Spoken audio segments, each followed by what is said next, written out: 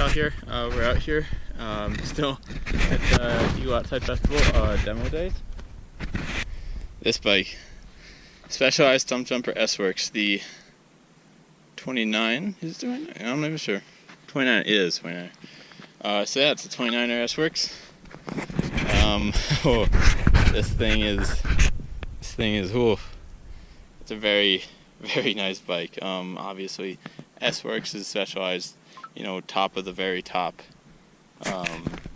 No, it's just, the bikes, the price is out of the question, you know, it's just totally the best stuff money can buy. It's not supposed to use their highest end stuff.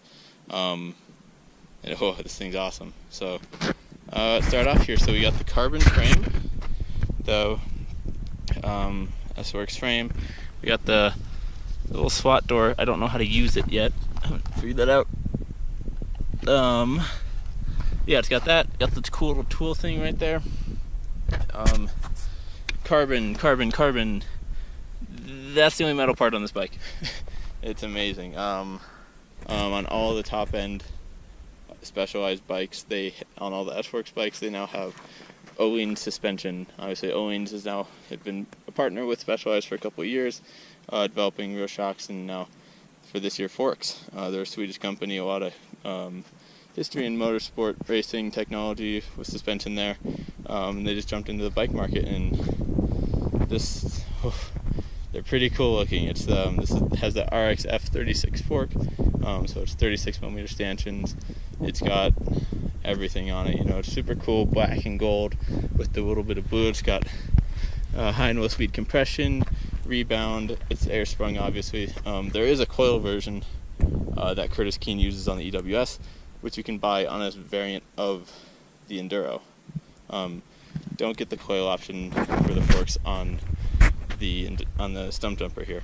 Now in the back here we have the STX 22 air shock from Ohlins also. So this is pretty cool. Really interesting design. You know, instead of having a piggyback that kind of comes off the air can here or here, like most companies like Fox and RockShox and all other companies do, it's kind of more up here. Above, here's the mounting rod, it's above here, and they have this nice little recess for it. So it's got all your rebound, your climb switch, your compression adjust, all that stuff. Air, obviously, it's got the auto sag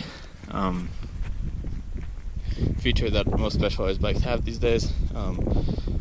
Love it or hate it, it's kind of a neat gimmicky little thing, but if you don't like your sag set exactly where they have it, then it kind of sucks. For brakes, they're running the Guide RS carbons. So the Guide RS has the reach adjust and everything, plus the carbon blade, so you know, save some grams. Obviously it's the S-Works, so anything that can be carbon is going to be carbon. Being the S-Works model, we have XO1 Eagle, so you have that gigantic 10 to 50 tooth cassette on the back. It's XO1, so it's a little bit cheaper one, kind of the more all-mountain one, so it's the black and silver. Don't get the fancy gold, or the gold chain. Then you got the Eagle derailleur here. Huge. This thing is massive. This whole, everything here is massive. And then the Eagle, you actually have the XX1 carbon crankset here with the 30-tooth chainring. It's the Specialized command post, the internal routed one. These are pretty cool. You know, I've always thought they worked pretty good. I've ridden them on a bunch of bikes over the years. I think they work just fine. The new lever is super good here with the kind of,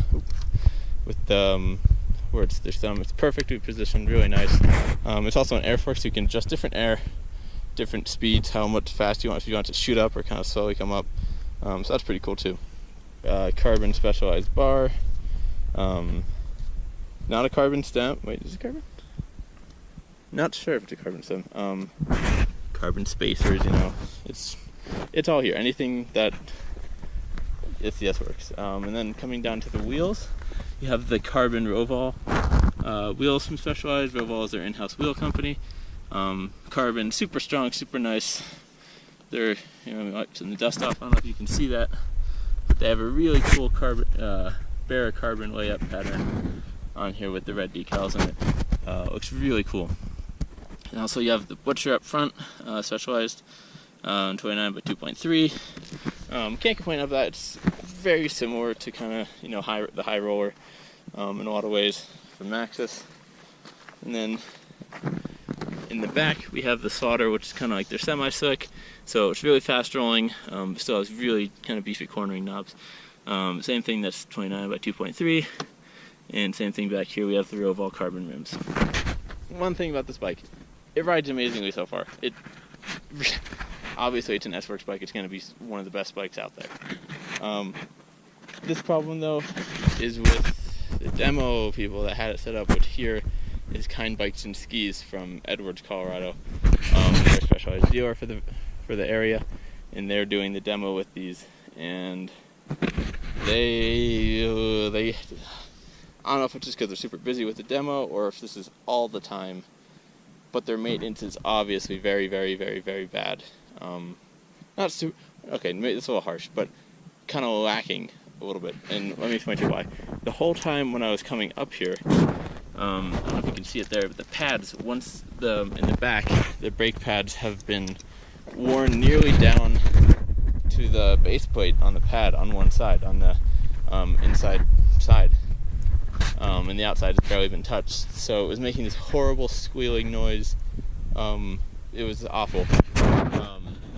So I took the back wheel off, tried to recenter the pads, kind of jiggled, tried to be as gentle as I could and jiggle the pistons back to center them, and then tried to center the calipers, but pads are so uneven, didn't really do much.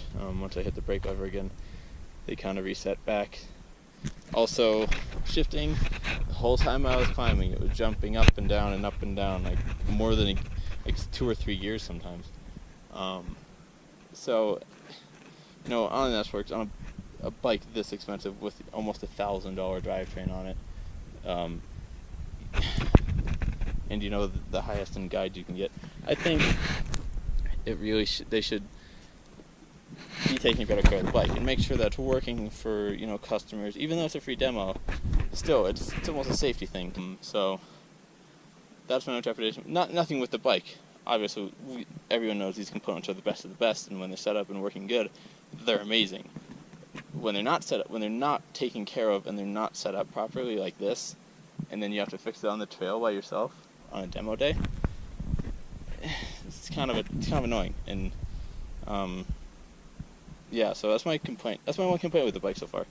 And it's nothing to do with the bike. It's just people that take care of the bike. And honestly, it's kind of a shame because it's such a nice bike. This is like most people's dream bike right here. It's ridiculous how nice this thing is. It's awesome to be able to ride it. And it kind of sucks, and it's a shame to see it neglected like this, really. Alright, climbing here on the S-Works Stumpjumper. Super good. Climbs pretty well with the shock open. Closed it for like the road and stuff and sidewalk. This goes. But the Ohlins shock handles climbing super well. So impressed with that. Obviously the mis-set up drivetrain was a huge problem. It kept slipping gears. Like you could just hear it there.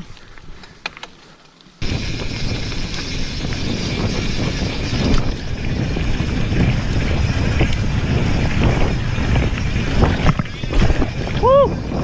Oh, this thing's sick.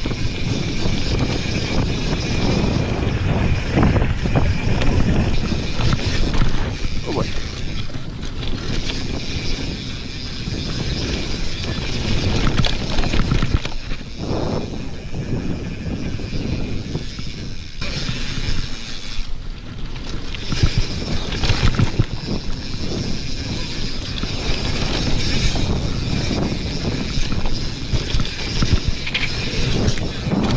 Oh yeah! Oh, I handled the step up super good.